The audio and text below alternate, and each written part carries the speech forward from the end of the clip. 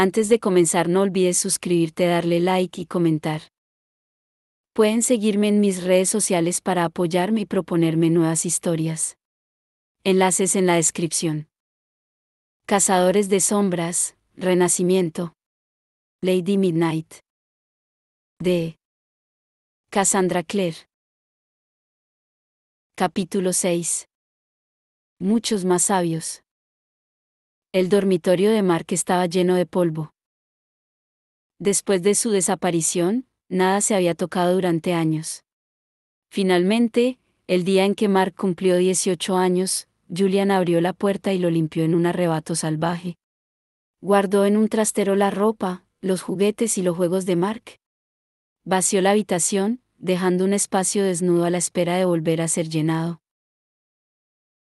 Emma corrió las polvorientas cortinas y abrió las ventanas para que entrara la luz mientras Julian dejaba a su hermano en la cama.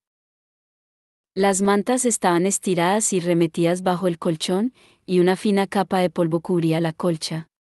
Se elevó en una nubecilla cuando Julian dejó a Mark sobre ella. Este tosió, pero no se despertó. Emma se apartó de las ventanas. Con ellas abiertas, el dormitorio se llenó de luz y convirtió las motas de polvo suspendidas en pequeñas criaturas danzantes. Está tan delgado, dijo Julian. No pesa casi nada. Alguien que no lo conociera podría haber pensado que su rostro carecía de expresión. Su cara solo mostraba cierta tensión en los músculos, y tenía los labios apretados en una fina línea. Así era siempre cuando alguna emoción fuerte le turbaba el corazón y trataba de ocultarlo, normalmente a sus hermanos pequeños. Emma se acercó a la cama. Durante un momento, ambos se quedaron mirando a Mark. Las curvas de los codos, las rodillas y los hombros resaltaban dolorosamente agudas bajo la ropa que llevaba, unos vaqueros raídos, unas botas de cuero atadas por encima de ellos hasta la rodilla y una camiseta casi transparente de vieja y lavada. El cabello rubio enmarañado le tapaba media cara. ¿Es verdad?, preguntó una vocecita desde la puerta. Emma se volvió en redondo. Ty y Libby entraron en el dormitorio, pero solo un poco. Cristina estaba en la puerta, tras ellos, y miró a Emma como si tratara de decirle que había intentado retenerlos. Emma sintió con la cabeza. Sabía lo imposible que resultaba detener a los mellizos cuando querían formar parte de algo. Era Libby la que había hablado. Miró más allá de Emma, hacia donde yacía Mark. Inspiró profundamente. Es verdad. No puede ser. Ty agitaba las manos, que le colgaban a los costados. Estaba contando con los dedos, de 1 a 10, de 10 a 1. La mirada que había clavado sobre su hermano inconsciente estaba cargada de incredulidad. Las hadas no devuelven lo que han quitado. No, coincidió Julian con voz suave, y Emma se preguntó, no por primera vez, cómo podía actuar con tanta calma cuando debía de estar deseando gritar y saltar frenéticamente. Pero a veces te devuelven lo que te pertenece. Ty no dijo nada. Seguía agitando las manos en un movimiento repetitivo. Hubo un tiempo en el que el padre de Ty había tratado de educarlo para que permaneciera quieto, que le había sujetado las manos con fuerza contra los costados cuando el niño se alteraba mientras le decía, quieto, quieto. Ty solía entrar en tal estado de pánico que acababa por vomitar. Julian nunca se lo hacía. Solo le dijo que toda la gente notaba como mariposas por dentro cuando se ponía nerviosa, algunas personas las notaban en el estómago, y Ty las notaba en las manos. Al muchacho le había gustado esa explicación. Adoraba las mariposas, las polillas, las abejas, cualquier cosa que tuviera alas. No es como lo recordaba, dijo otra vocecita.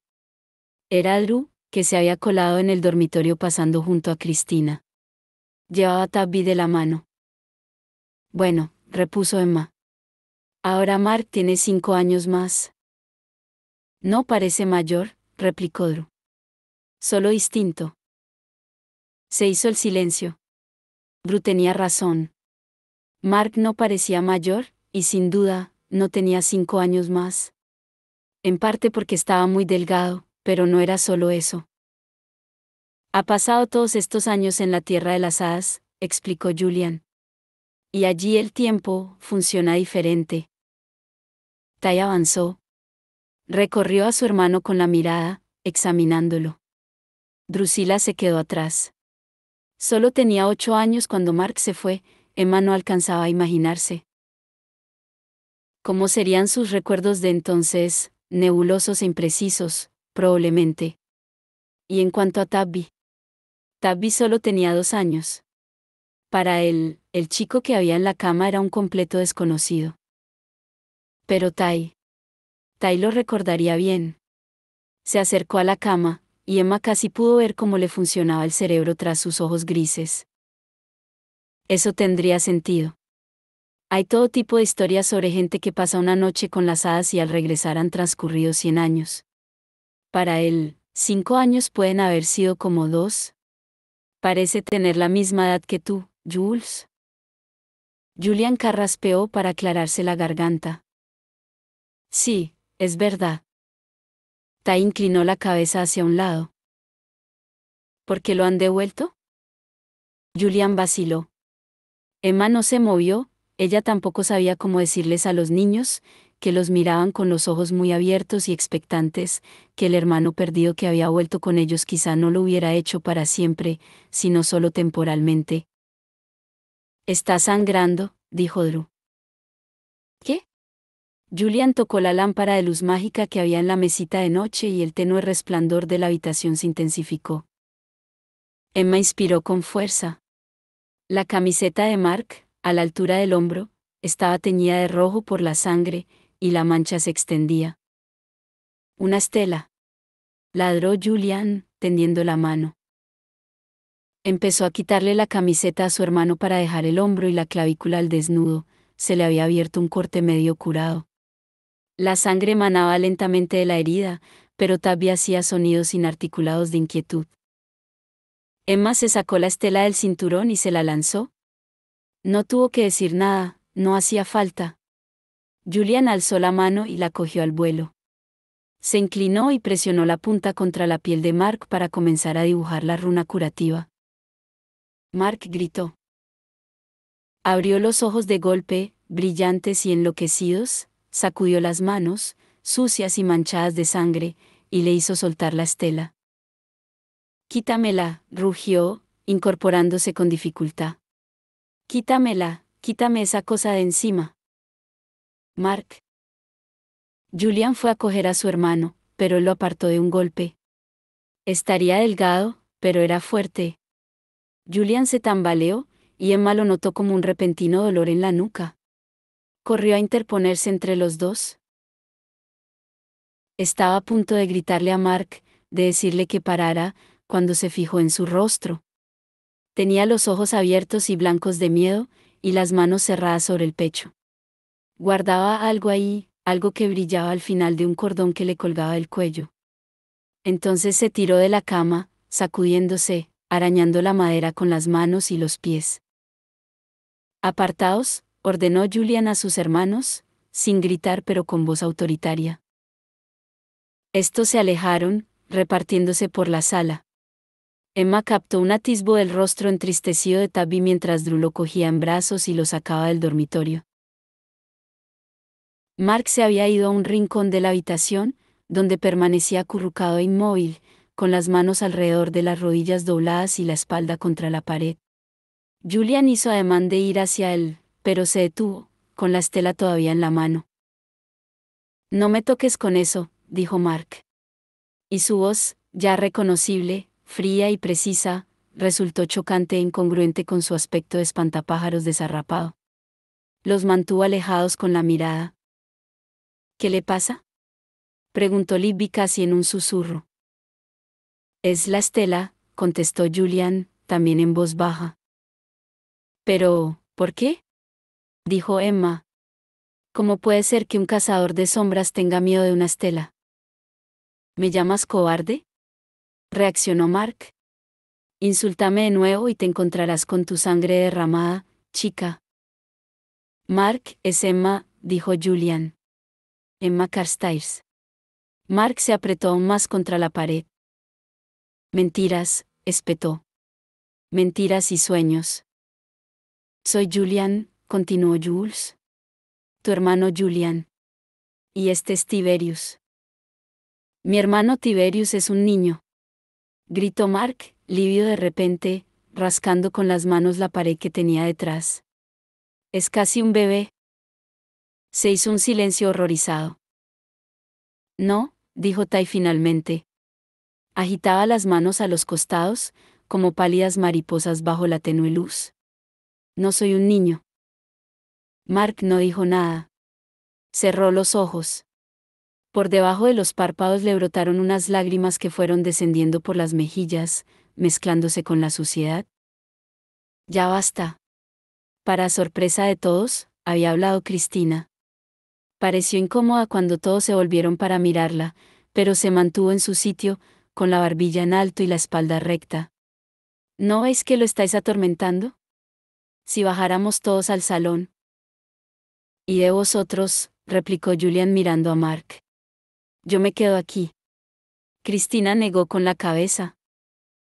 No, insistió, en un tono de disculpa pero con firmeza. Todos. Julian vaciló. Por favor.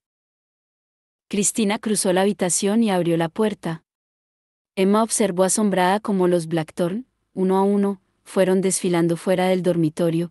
Al cabo de un momento estaban todos en el pasillo, y Cristina cerraba la puerta del cuarto de Mark.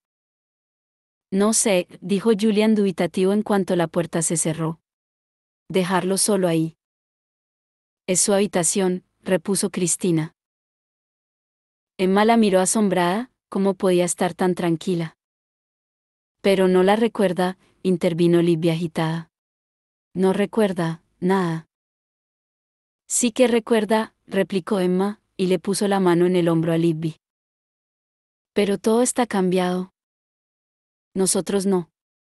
Libby parecía tan abatida que Emma la acercó a su cuerpo y le besó la coronilla, lo que no le resultó fácil, ya que Libby solo era un par de centímetros más baja que ella. Claro que hemos cambiado, le aseguró. Todos. Y Mark también. Tai estaba nervioso. Pero el dormitorio está lleno de polvo, dijo. Hemos tirado sus cosas. ¿Creerá que lo hemos olvidado, que no nos importa? Julian hizo una mueca de dolor. Tengo sus cosas guardadas. Están en uno de los trasteros de la planta baja. Bien. Cristina dio una palmada seca. ¿Las necesitará? Y más. Ropa para cambiarse. Cualquier cosa suya que se haya guardado. Cualquier cosa que le resulte familiar. Fotos, u objetos que pueda recordar. Nosotros nos ocuparemos de eso, exclamó Libby. Tai y yo. Tai pareció aliviado de tener unas instrucciones concretas. Libby y él se dirigieron abajo, hablando en un suave murmullo. Julian, viéndolos marchar, dejó escapar el aire, una mezcla de tensión y alivio. Gracias por darles algo que hacer.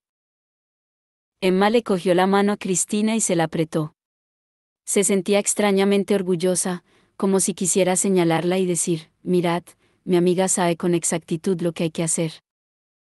¿Cómo es que sabes con exactitud lo que hay que hacer?, preguntó en voz alta, y Cristina la miró sorprendida. Este es mi campo de estudio, ¿recuerdas?, contestó ella. Las hadas y los resultados de la paz fría. Claro que los seres mágicos os lo han devuelto con condiciones, eso forma parte de su crueldad. Necesita tiempo para recuperarse, para comenzar a reconocer este mundo y su vida de nuevo. Y en vez de eso, ellos van y lo sueltan así, de golpe, como si fuera a hacerle fácil volver a ser cazador de sombras. Julian se apoyó en la pared junto a la puerta. Emma veía un fuego oscuro en sus ojos, oculto bajo los párpados inferiores. Lo han herido, dijo. ¿Por qué?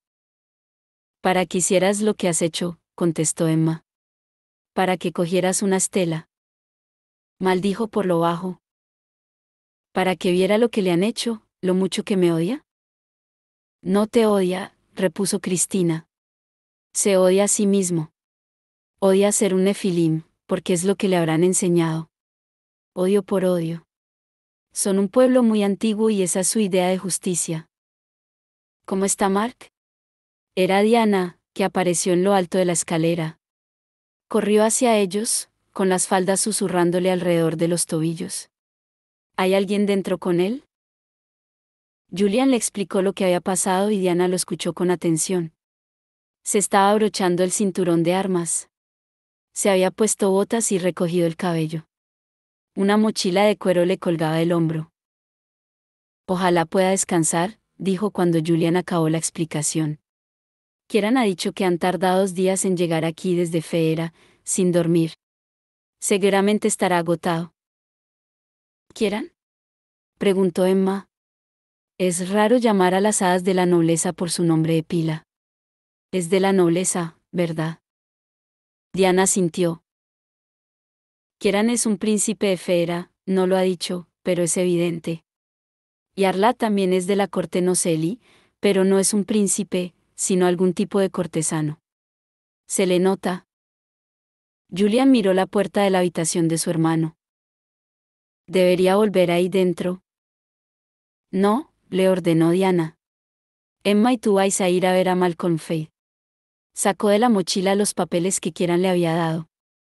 De cerca, Emma vio que eran 2 hojas de pergamino, finas como el papel de fumar. La tinta parecía como si estuviera tallada en ellos.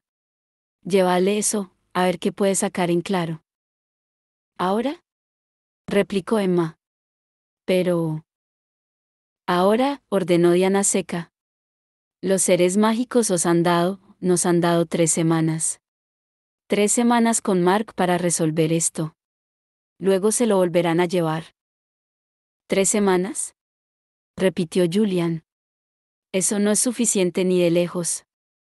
Podría ir con ellos, propuso Cristina. Te necesito aquí, Cristina, repuso Diana. Alguien tiene que vigilar a Mark, y no puede ser ninguno de los niños.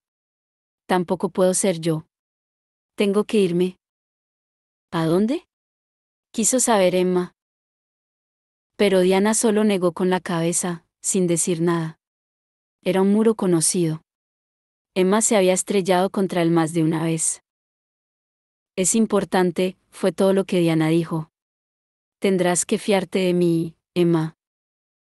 Siempre lo hago, masculló esta. Julian no dijo nada.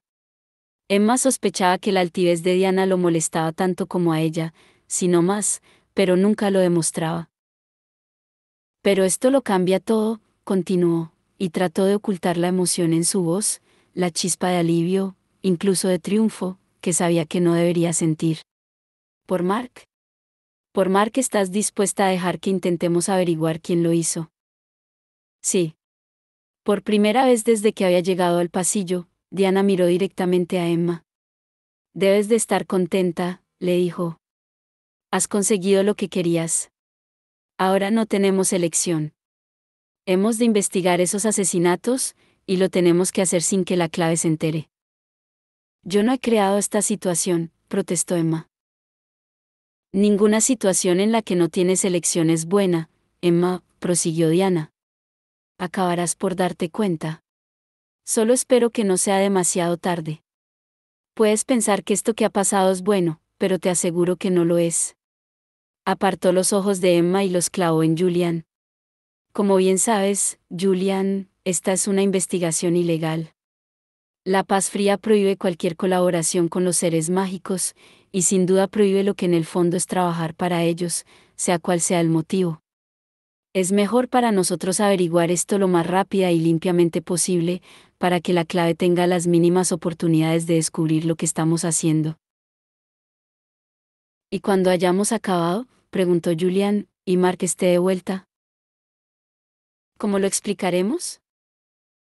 Algo destelló en los ojos de Diana. Nos preocuparemos de eso cuando llegue el momento. Así que vamos a hacerles la pirula tanto a la clave como a las cortes, soltó Julian. Fantástico. Quizá haya alguien más a quien podamos cabrear. ¿El laberinto espiral? ¿El escolamántico? ¿La Interpol? Aún no hay nadie cabreado, respondió Diana. Y hagamos que siga siendo. Así. Le pasó los papeles a Emma. Y para que quede claro, no podemos cooperar con los seres mágicos y no podemos albergar a Mark sin informar de ello, aunque es evidente que vamos a hacer las dos cosas, así que la conclusión es que nadie fuera de este edificio puede saber que él está aquí. Y me niego a mentirle a la clave directamente, así que espero que podamos acabar con esto antes de que comiencen a hacer preguntas. Los miró uno a uno con expresión muy seria. Tenemos que trabajar juntos. Emma, deja de ir contra mí. Cristina, si quieres que te cambien a otro instituto, lo entenderemos. Solo te pedimos que guardes el secreto. Emma ahogó un grito. No. Cristina ya estaba negando con la cabeza. No necesito cambiar de centro, dijo. Guardaré vuestro secreto. Y lo convertiré también en el mío. Bien, repuso Diana. Y hablando de guardar secretos, no le digáis a Malcolm cómo nos hemos hecho con esos papeles. No mencionéis a Mark ni a la alegación de las hadas. Si protesta, tendrá que vérselas conmigo. Malcolm es nuestro amigo, replicó Julian. Podemos confiar en él. Estoy tratando de asegurarme de que no se meta en un lío si todo esto se descubre, explicó ella. Necesita poder negar que supiera lo que estábamos haciendo. Se subió la cremallera de la chaqueta. Muy bien, volveré mañana. Buena suerte. Amenazando al brujo supremo, masculló Julian mientras Diana desaparecía al final del pasillo. Esto se pone cada vez mejor. Quizá deberíamos ir directamente al cuartel del clan de los vampiros y darle un puñetazo en la cara a Ansel Nixae. Pero piensa en las consecuencias, soltó Emma. No habría más pizza. Julian le dedicó una sonrisa irónica de medio lado. Puedo ir a ver a Malcolm yo sola, propuso Emma. Tú podrías quedarte aquí, Jules, a esperar que Mark. No acabó la frase. No estaba segura de saber qué esperaban exactamente que hiciera Mark, y no creía que tampoco los otros lo supieran. No, contestó Julian. Malcolm confía en mí. Soy quien mejor lo conoce. Puedo convencerlo de que mantenga esto en secreto. Te irguió. Iremos juntos. Como para Bataille. Como debe ser. Emma sintió y le cogió la mano a Cristina. Tardaremos lo menos posible, le prometió. ¿Te las arreglarás? Cristina asintió.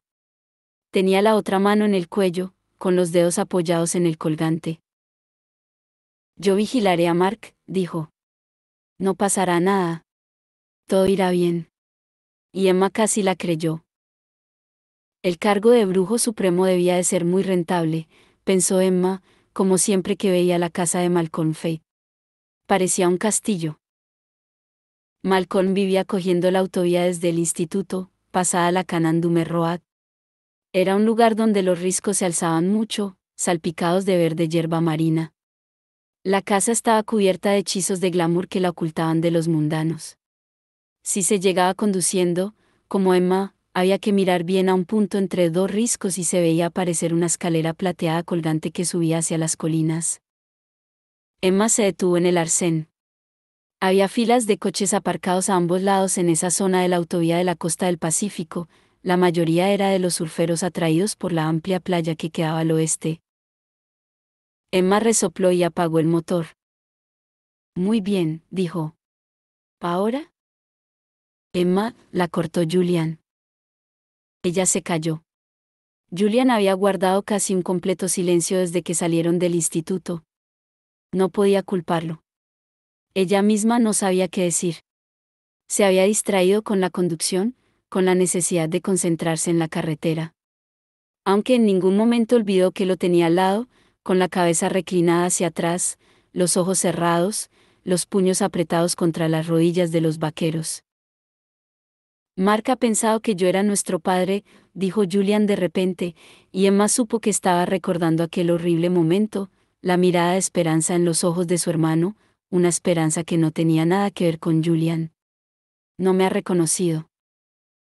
¿Te recuerda cómo eras a los 12 años? Explicó Emma. Os recuerda a todos mucho más pequeños. Y a ti también. Dudo que se acuerde de mí. Julian se soltó el cinturón de seguridad. La luz destelló sobre el brazalete de vidrio marino que llevaba en la muñeca izquierda, haciendo aparecer sus colores brillantes: rojo llama, dorado fuego, azul blackthorn. Te recuerda, afirmó Julian. Nadie podría olvidarte. Ella lo miró sorprendida. Cuando se dio cuenta, Julian ya había salido del coche. Se apresuró a seguirlo, cerrando de golpe la puerta mientras otros vehículos pasaban a toda velocidad a solo un carril de distancia. Jules estaba al pie de la escalera de Malcolm, mirando hacia la casa situada en lo alto. Emma podía verle los omóplatos bajo la fina camiseta, y la nuca, un poco más pálida que el resto de la piel, donde el pelo había impedido que le diera el sol. Los seres mágicos son unos embaucadores, dijo Julian sin volverse. No tienen ninguna intención de devolvernos a Mark, sangre de hada y sangre de cazador de sombras juntas, eso es demasiado valioso. ¿Habrá alguna cláusula que les permita volver a llevárselo cuando acabemos? Bueno, depende de él, repuso Emma. Él es quien elige si quedarse o irse. Julian negó con la cabeza. Una elección que parece simple, lo sé. Pero muchas elecciones no son sencillas por más que lo parezcan. Comenzaron a subir la escalera. Esta tenía forma helicoidal, retorciéndose al ir subiendo colina arriba. Estaba cubierta por un glamour que la hacía visible solo para las criaturas sobrenaturales. La primera vez que Emma lo había visitado, Malcolm la precedió en la subida, y ella estaba maravillada por los coches que pasaban a toda velocidad bajo sus pies, con sus ocupantes mundanos totalmente ignorantes de que, sobre ellos, una escalera de cristal se alzaba de un modo imposible hacia el cielo. Pero ya se había acostumbrado. Una vez vista la escalera por primera vez, nunca más volvía a ser invisible.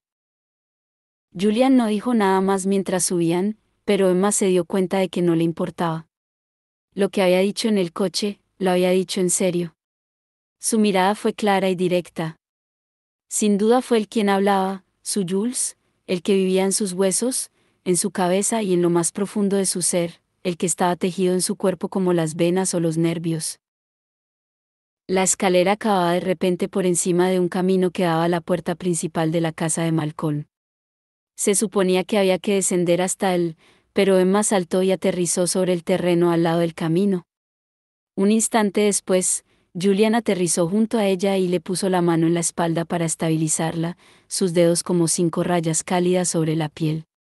Emma no necesitaba su ayuda, de los dos, seguramente era ella la que tenía mejor equilibrio, pero se dio cuenta de que era algo que él siempre hacía, sin pensarlo, un acto reflejo protector. Lo miró, pero Julian parecía perdido en sus pensamientos, ni siquiera se daba cuenta de que se estaban tocando. Se alejó, y la escalera volvió a desaparecer bajo su glamour. Se hallaban ante 2 obeliscos que surgían del polvoriento suelo formando una entrada. Ambos estaban grabados con símbolos alquímicos: fuego, tierra, aire, agua. El camino que llevaba hasta la casa del brujo estaba flanqueado por plantas del desierto, cactus, salvia, lilas de California. Las abejas zumbaban entre las flores. La tierra se fue convirtiendo en pedacitos de conchas machacadas al acercarse a la pulida puerta de metal. Emma llamó y la puerta se abrió, deslizándose con un siseo casi inaudible. Los pasillos de la casa de Malcolm se abrían en una docena de direcciones, eran blancos y estaban decorados con reproducciones de obras de arte pop. Julian estaba a su lado. No había llevado su ballesta, pero Emma, cuando él la tocó con el brazo, notó el borde de un cuchillo sujeto a la muñeca. Por ese pasillo, dijo. Oigo voces. Fueron hacia la sala. Era totalmente circular, hecha de acero y vidrio, con vistas al mar. Emma pensó que parecía la casa de alguna estrella de cine, todo era moderno. Desde el sistema de sonido del que salía música clásica hasta la piscina desbordante que colgaba sobre los acantilados. Malcolm estaba tumbado en un largo sofá que iba de extremo a extremo de la sala, de espaldas al Pacífico. Llevaba un traje negro, sobrio y sin duda caro. Asentía y sonreía agradablemente a dos hombres vestidos con trajes oscuros del mismo estilo que estaban cerca de él con sendos maletines en la mano y le hablaban en un tono bajo y urgente. Malcolm, al ver a Julian y a Emma, los saludó con la mano. Los visitantes eran hombres blancos, de unos 40 años y rostros corrientes. Malcolm hizo un gesto despreocupado con los dedos, y los hombres se quedaron inmóviles, mirando al vacío. Siempre me da repelús cuando haces eso, comentó Emma. Fue hasta uno de los hombres inmóviles y le dio un intencionado empujón. Este se inclinó ligeramente. No te cargues al productor, dijo Malcolm. Tendría que ocultar el cuerpo en el jardín de rocas. Tú has sido quien los ha paralizado. Julian se sentó en el brazo del sofá. Emma se tumbó sobre los cojines junto a él, con los pies encima de la mesita de centro. Movió los dedos dentro de las sandalias. Malcolm los miró sorprendido. ¿Y cómo si no voy a hablar con vosotros sin que ellos nos oigan? Podrías habernos pedido que esperáramos hasta que acabases la reunión, respondió Julian. Y seguramente su vida no correría ningún peligro. Sois cazadores de sombras. Siempre puede ser un caso de vida o muerte, lo rebatió Malcolm, con bastante razón. Además, no estoy seguro de querer el trabajo. Son productores de cine y desean que realice un hechizo para asegurar el éxito de su nuevo estreno. Pero parece una película malísima. Miró tristemente el póster que había en el sofá junto a él. Mostraba varios pájaros volando hacia el espectador con un título en grandes caracteres que rezaba: Explosión Águila 3, vuelan plumas. ¿Y pasa algo en esta peli que no haya sido tratado adecuadamente en Explosión Águila 1 y 2? Preguntó Julian. Más águilas. Importa que sea malísima. Hay un montón de pelis horribles que han tenido mucho éxito, señaló Emma.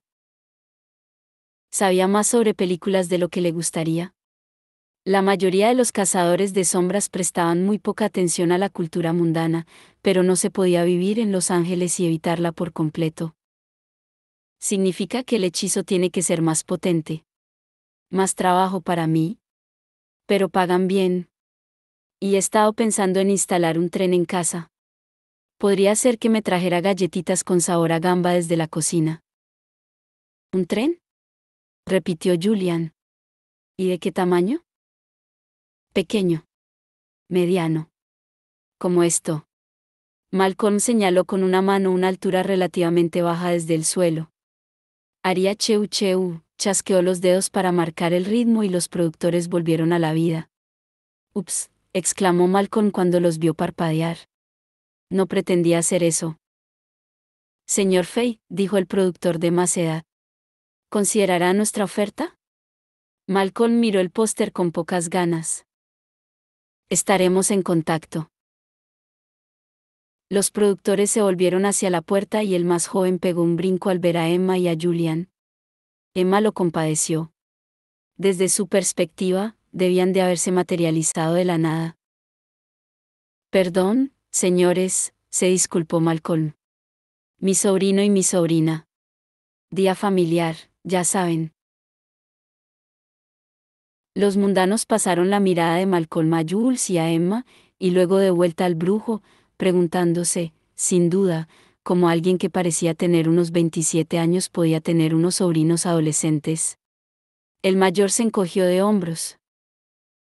Disfrutad de la playa, dijo, y ambos se marcharon, pasando ante ellos rodeados de un halo de colonia cara y repiqueteo de maletines. Malcolm se puso en pie, un poco inclinado hacia un lado.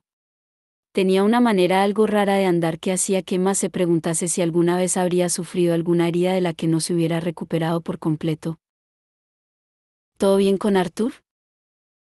Julian se tensó al lado de Emma, de modo casi imperceptible, pero ella lo notó. Bien, gracias. Los ojos de color violeta de Malcolm, su marca de brujo, se ensombrecieron antes de aclararse de nuevo como un cielo rosado brevemente por las nubes. Su expresión, mientras se dirigía hacia el bar que había en una pared y se servía una copa de un líquido claro, era amistosa. Entonces, ¿en qué puedo ayudaros? Emma fue hacia el sofá. Habían hecho copias de los papeles que las hadas les habían dado. Los puso sobre la mesita de centro. ¿Recuerdas lo que estábamos hablando la otra noche? Malcolm dejó la copa y cogió los papeles.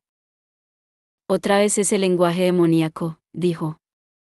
El que estaba sobre el cuerpo que te encontraste en el callejón y sobre los cadáveres de tus padres, lanzó un silbido.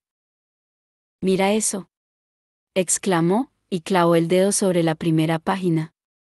Alguien ha traducido la primera línea, fuego al agua. Es un gran avance, ¿verdad? Dijo Emma. Malcolm sacudió su melena blanca como el hueso. Quizá, pero yo no puedo hacer nada con esto si es un secreto que no comparten ni Ana ni Arthur. No puedo involucrarme en algo así. No hay problema con Diana, contestó Emma. Malcolm la miró dudoso. De verdad. Llámala y pregúntaselo. Se cayó de golpe cuando un hombre entró tranquilamente en la habitación con las manos en los bolsillos. Parecía tener unos 20 años, y era alto, con el pelo negro y de punta y los ojos de gato. Llevaba un traje blanco que contrastaba de forma agradable con su piel oscura. ¿Magnus?, exclamó Emma mientras se ponía en pie de un salto. Magnus Bane era el brujo supremo de Brooklyn, y también ocupaba el asiento de los brujos en el Consejo de los Cazadores de Sombras. Posiblemente fuera el mago más famoso del mundo, aunque nunca nadie se lo habría imaginado. Parecía joven y había sido muy amable y amistoso con Emma y los Blackthornes de que se habían conocido durante la Guerra Oscura. A Emma siempre le había caído bien Magnus. Allí a donde fuera parecía llevar con él una sensación de infinitas posibilidades. Estaba igual que la última vez que Emma lo había visto, la misma sonrisa sardónica y los enjollados anillos en los dedos. Emma, Julian. Un placer. ¿Qué estáis haciendo aquí? Ella miró rápidamente a su parabatay. Podían tenerle mucho aprecio a Magnus, pero por la expresión de Julian, que disimuló enseguida bajo otra de normal curiosidad pero que ella podía seguir viendo, Emma se dio cuenta de que no lo entusiasmaba haberse encontrado allí al brujo. El asunto que los había llevado allí ya iba a ser un secreto que Malcolm debería guardar. Añadir a alguien más, sobre todo a alguien del consejo. ¿Qué estás haciendo en la ciudad?, preguntó Julian en un tono desenfadado. Desde la Guerra Oscura, la clave ha estado siguiendo acontecimientos del mismo tipo de magia que usaba Sebastián Morgenstern, contestó Magnus. Energía procedente de fuentes malignas, dimensiones infernales y cosas así, destinadas a conseguir poder y una larga vida. Necromanteia, lo llamaban los griegos. Nigromancia, tradujo Emma. Magnus asintió. Hemos elaborado un mapa, continuó, con la ayuda del laberinto espiral, los hermanos silenciosos, incluyendo a Sakaraya, que nos informa de dónde se emplea la magia nigromántica. Hemos detectado un destello aquí, en Los Ángeles, en medio del desierto, así que he decidido acercarme y ver si Malcolm sabía algo. Era un nigromante rebelde, contestó Malcolm. Diana me dijo que se había ocupado de él. Dios, odio a los nigromantes rebeldes, exclamó Magnus. ¿Por qué no se limitan a seguir las reglas? Quizá porque la regla más importante es, nada de nigromancia, sugirió Emma. Magnus le sonrió de medio lado. Bueno, tampoco me ha representado ningún problema detenerme aquí de camino a Buenos Aires. ¿Qué hay en Buenos Aires? Alec, contestó Magnus. Alexander Lightwood era la pareja de Magnus desde hacía un lustro. Podrían haberse casado bajo las nuevas leyes, que permitían a los cazadores de sombras casarse con subterráneos, excepto con hadas, pero no lo habían hecho. Emma no sabía por qué. Una comprobación de rutina sobre un culto de adoración a los vampiros, pero se ha encontrado con ciertos problemas. ¿Algo grave?, preguntó Julian. Conocía a Alec Lightwood desde hacía más tiempo que Emma. Los Blackthorne y los Lightwood eran amigos desde hacía muchos años. Complicado, pero no grave, contestó Magnus justo cuando Malcolm se despegaba de la pared. Voy a llamar a Diana. Vuelvo enseguida, informó, y se fue por el pasillo. Y bien, Magnus se sentó en el sofá, justo en el lugar que había dejado Malcolm. ¿Qué os trae ante el brujo supremo de la ciudad de Los Ángeles? Emma intercambió una mirada preocupada con Julian, pero aparte de saltar por encima de la mesa y darle a Magnus en la cabeza, algo que no era nada recomendable por muchas razones, no se le ocurría nada que decir. Algo que se supone que no debéis contarme, ya lo veo. Magnus apoyó la barbilla en la mano. ¿Sobre los asesinatos? Al ver sus miradas de sorpresa, añadió, tengo amigos en el escolamántico, Catarina para empezar. Cualquier cosa sobre magia rebelde o sobre los seres mágicos me interesa. ¿Os está ayudando Malcolm? Julian negó con la cabeza en un gesto casi imperceptible. Algunos de los cadáveres eran de hadas, explicó Emma. Se supone que no debemos involucrarnos. La paz fría. La paz fría es una vergüenza, la interrumpió Magnus, y no había ningún humor en su voz. Castigar a toda una especie por las acciones de unos cuantos. Negarles sus derechos. Exiliar a tu hermana, añadió, mirando a Julian. He hablado con ella. Me ayudó a elaborar el mapa del que os he hablado, cualquier magia tan global tiene importancia para las salvaguardas. ¿Cada cuánto hablas con ella? Todas las semanas, respondió Jules. Dice que siempre le aseguras que todo va bien, continuó Magnus. Creo que le preocupa que no le estés diciendo la verdad. Julian guardó silencio. Era cierto que hablaba con él en todas las semanas, todo lo hacían, pasándose el teléfono o el ordenador por turnos.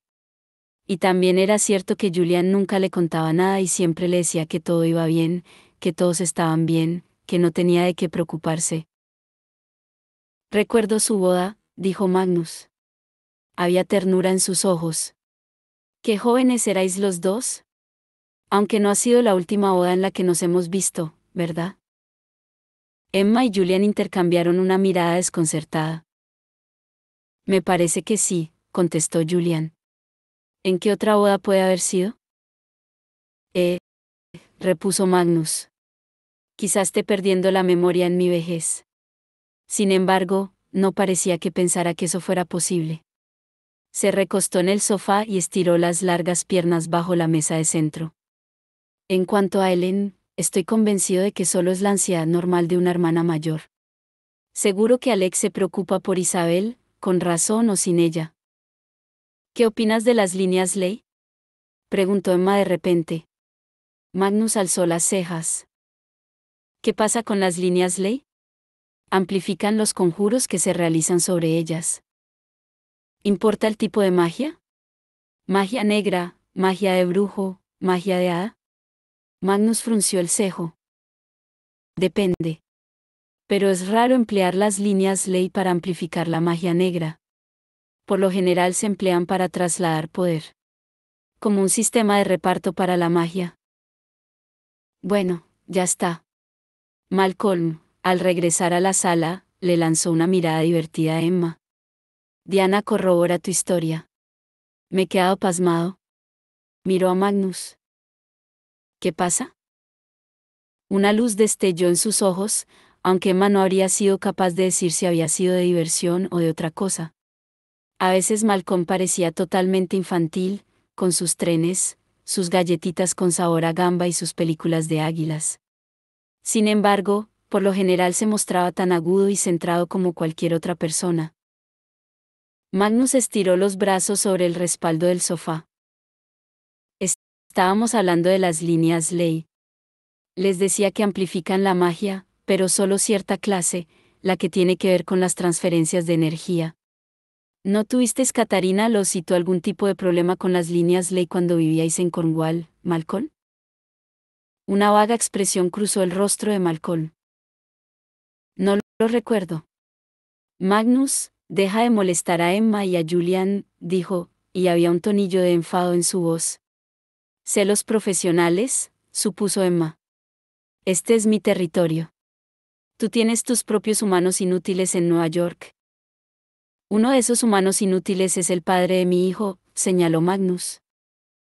Este nunca había estado embarazado, aunque habría resultado interesante, pensó en Malek Lightwood y él tenían un hijo adoptivo, llamado Max, que era de un chispeante color azul marino. Y el resto ha salvado al mundo, al menos una vez, añadió. Malcolm señaló a Julian y a Emma con un gesto. Tengo muchas esperanzas puestas en estos dos. Magnus esbozó una sonrisa. Estoy seguro de que no te equivocas, repuso. Bueno, debería irme. Aún me queda mucho camino por delante y a Alec no le gusta que llegue tarde. Hubo un frenesí de despedidas. Magnus palmeó a Malcolm en el brazo y abrazó a Julian y a Emma. Al inclinar la cabeza, Magnus le dio con el hombro en la frente, y ella lo oyó susurrarle al oído. Lo miró sorprendida, pero él la soltó y se encaminó silbando hacia la puerta. A mitad de camino se vio el familiar centelleo y el olor a azúcar quemado de un portal, y Magnus desapareció. ¿Le habéis dicho algo sobre la investigación? Malcolm parecía nervioso. Ha mencionado las líneas ley. Le he preguntado por ellas, admitió Emma. Pero no le he dicho por qué. Y no he mencionado nada de la traducción de los escritos. Malcolm rodeó la mesa para mirar de nuevo el papel. Supongo que no me vais a decir quién ha descifrado la primera línea, ¿no? Fuego al agua. Ayudaría si supiéramos a qué se refiere. No podemos decírtelo, contestó Julian. Aunque creo que el traductor tampoco sabía su significado. Pero te puede servir, ¿verdad? Para descifrar el resto del hechizo o mensaje o lo que sea. Probablemente, aunque sería de gran ayuda si conociera el idioma. Es un idioma muy antiguo, explicó Emma con cautela. ¿Más antiguo que los Nefilim? Malcolm suspiró. No me das mucho. De acuerdo, un viejo idioma demoníaco muy antiguo. ¿Hablaré con el laberinto espiral? Ten cuidado con lo que les dices, le advirtió Julian. Como te hemos dicho, la clave no puede saber que estamos investigando esto. Lo que significa que hay hadas de por medio, concluyó Malcolm, y se le notó en la cara que le divertía ver la horrorizada expresión de los chicos. No os preocupéis. No diré nada. No me gusta la paz fría más que a cualquier otro subterráneo. Julian mantenía el rostro inexpresivo. Debería dedicarse a jugar al póker, pensó Emma. ¿Cuánto tiempo crees que necesitarás? Preguntó. Para traducirlo, quiero decir. Dame unos cuantos días. Unos cuantos días. Emma no pudo ocultar su decepción. Perdona, pero no puedo hacerlo más rápido. Malcolm parecía lamentarlo de verdad. Vamos.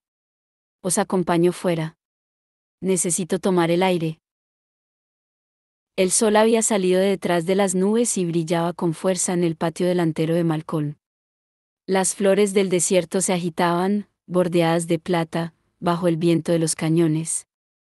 Una lagartija salió corriendo de un seto y fue hacia ellos. Emma le sacó la lengua. Estoy preocupado, dijo Malcolm de repente. No me gusta eso. Magia negra, idiomas demoníacos, una serie de asesinatos que nadie entiende, trabajar sin que lo sepa la clave. Me atrevería a decir que es peligroso. Julian miró hacia las distantes colinas en silencio. Fue Emma la que respondió. Malcolm, el año pasado nos enfrentamos a un batallón de demonios forneus, con tentáculos y sin rostro. No intentes asustarnos para que abandonemos. Yo solo lo dejo ahí. La mayoría de la gente evita el peligro. Nosotros no, replicó Emma alegremente. Tentáculos, Malcolm. Y sin cara. Tosuda. Malcolm suspiró. Pero prométeme que me llamarás si me necesitas o si averiguas algo más. Claro que sí, aseguró Julian. Emma se preguntó si él también notaría en el pecho el mismo frío nudo de culpabilidad que sentía ella por ocultarle cosas a Malcolm. El viento procedente del océano había arreciado. Alzaba la tierra del jardín en pequeños torbellinos. Julian se apartó el pelo de los ojos. Gracias por ayudarnos, añadió. Sabemos que podemos confiar en ti. Se dirigió hacia el camino y los escalones que daban a la escalera plateada, que se fue haciendo visible al acercarse él. A Malcolm se le había ensombrecido el rostro a pesar del brillante sol del mediodía que se reflejaba en el océano. No confiéis tanto en mí, dijo, tan bajo que Emma se preguntó si él sabría que ella podía oírlo. ¿Por qué no? Emma volvió el rostro hacia él, frente al sol, y parpadeó. Los ojos de Malcolm eran del color de las flores del jacaranda. ¿Por qué os decepcionaré? Todo el mundo decepciona, contestó Malcolm, y volvió a entrar en la casa.